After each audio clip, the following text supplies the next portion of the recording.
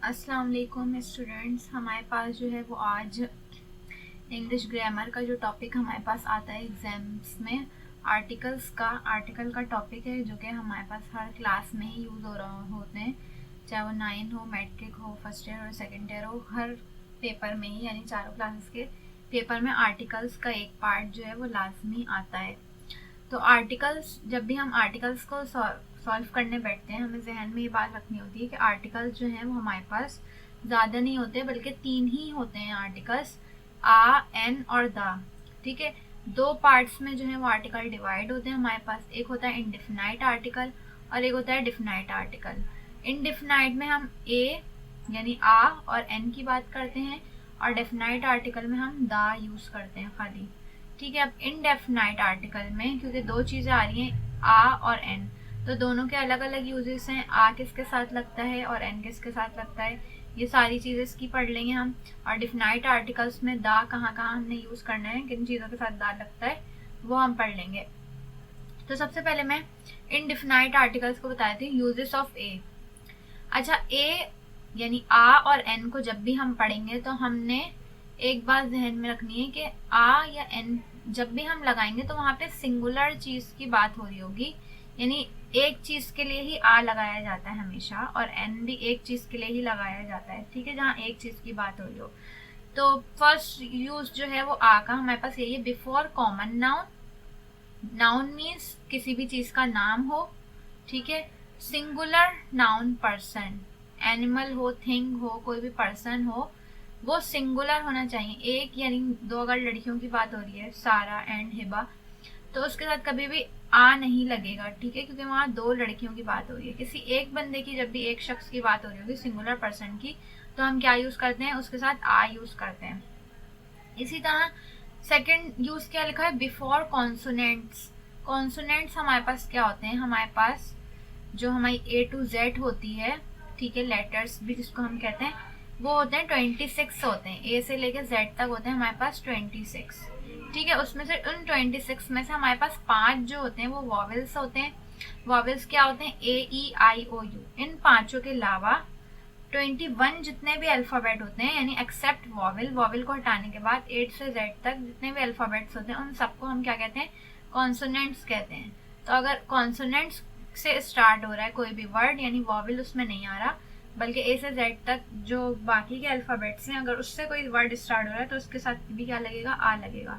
ठीक है, तो ये हमारे पास सेकेंड यूज हो गया। अब यहाँ पे लिखा हुआ है थर्ड यूज, बिफोर ओ when it is sound like W।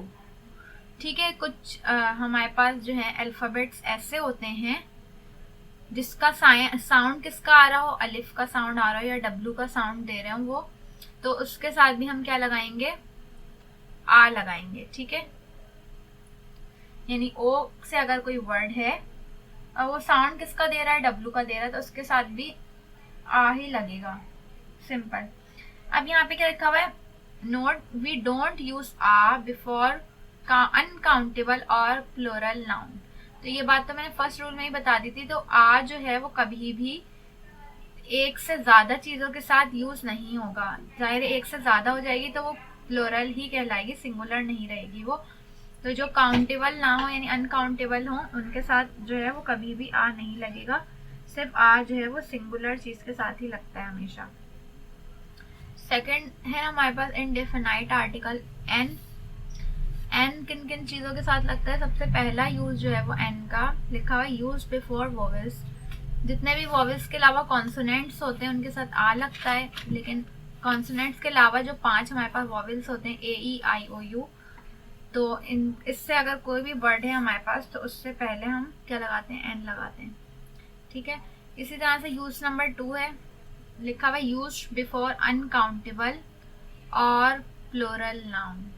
Plural noun यानी एक या एक से ज्यादा है तो हम उसके साथ एन लगा सकते हैं, लेकिन आ जो है वो सिंगुलर के साथ ही लगेगा।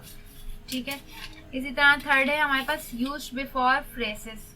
कोई भी फ्रेसेस यानी कोटेशन में कोई बात लिखी हुई है तो उसके साथ भी हम एन लगा सकते हैं।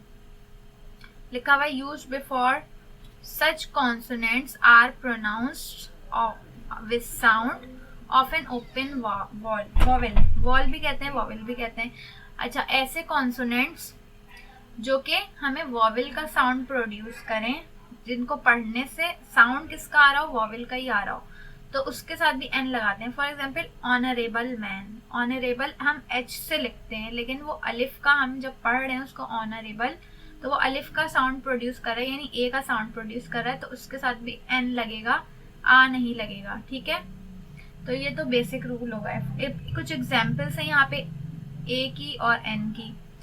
फॉर एग्जाम्पल आ कैट, एक कैट है तो उसके साथ आ कैट हम कह सकते हैं। A house, a table, a boy, इसी तरह a chair, a laptop, a desk, a old. अच्छा, यहाँ पे ओल्ड मैन है, ओल्ड ओ से स्टार्ट हो रहा है, ओल्ड ये भी अलिफ का साउंड दे रहा है, तो यहाँ पे ओ तो वैसे भी वॉवेल ही में इंक्लूड होता है, तो उसके साथ एन ही लगेगा। An old man, an uncle, an R, देखें आर लिखा हुआ है, एच जो है वो वॉवेल नहीं है लेकिन ये अलिफ का साउंड दे रहा है, आर पढ़ते हैं इसको, सही है, तो उसके साथ एन आएगा।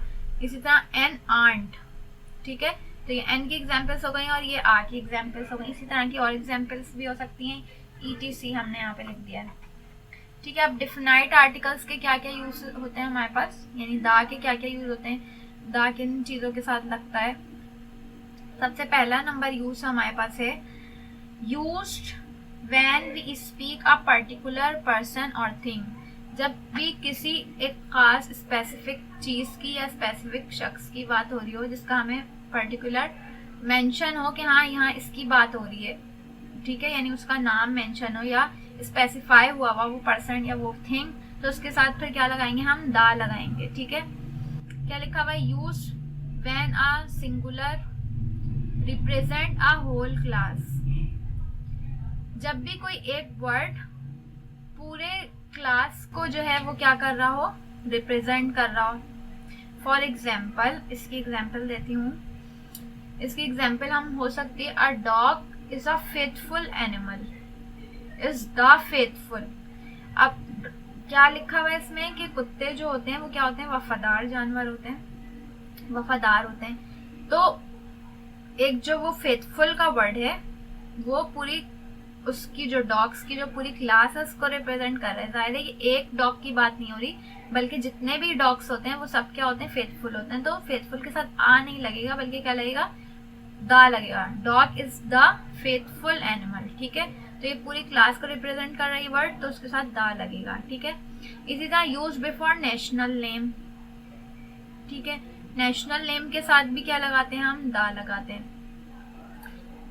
फोर्थ हमारे पास क्या, use before the names of mountains, provinces, reverse, groups of island, oceans, buildings, जब भी वही खास किसी पहाड़ का नाम, प्रोविंस का नाम, रिवर का नाम हो, आइलैंड का नाम हो, ओशियन हो, बिल्डिंग हो, स्पेसिफाई कोई खास नाम होगा इनका, तो इनके नेम के साथ भी हम क्या लगाते हैं, दा लगाते हैं। ठीक है, नेक्स्ट हमारे पास क्या है, 5 use before name of unique things. Unique things क्या होती हैं, जो कि हमारे यूनिवर्स में उन जैसा जो है वो कोई चीज़ ना हो। For example sun, sun unique है, स्टार यूनिक है, तो द सन, द स्टार, इस तरह से इनके नेम्स के साथ भी क्या आएगा, द आएगा। यूज बिफोर सुपरलेटिव्स, हमारे पास डिग्रीज होती हैं जब भी हम इंग्लिश पढ़ते हैं, यानी किसी वर्ड की, तो उसमें कंपैरेटिव भी होती है, सुपरलेटिव भी होती है। तो किसी भी स्पेल के साथ अगर EST लगा हुआ होता है तो वो उसकी सुपरलेटिव डिग्री होती है। फॉर एग्जाम्पल एक वर्ड है बिग, बिग एक वर्ड है बड़ा जिसका मायने होते हैं, सही है, उसकी कंपैरेटिव डिग्री क्या होगी, बिगर। जब दो चीज़ों को कंपेयर करेंगे तो उसके साथ बिग नहीं लगाएंगे बल्कि बिगर लगाएंगे। इसी तरह सुपरलेटिव डिग्री उसकी क्या होगी, बिगेस्ट। तो अगर हम कहें this is the biggest house, तो हमारे पास बिगेस्ट के साथ दा लगेगा, कभी भी आ या एन नहीं लगेगा। सही है, सुपरलेटिव डिग्री जितने भी वर्ड्स के साथ EST होता है मोस्टली सुपरलेटिव्स के साथ, तो उनके साथ क्या लगता है, दा लगता है। ठीक है, क्लियर है। 7 क्या है हमारे पास, use before musical instruments. Musical instruments के जो नेम होते हैं, पियानो, दी गिटार, उन सब के साथ भी क्या लगेगा, दा लगेगा।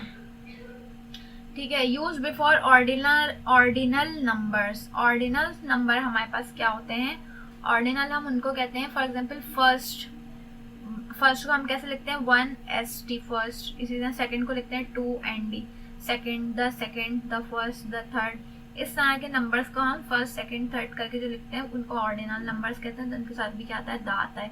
अब दा की भी कुछ एग्जाम्पल्स हैं हमारे पास। द अर्थ, जैसे अर्थ यूनिक है, द अर्थ आ गया।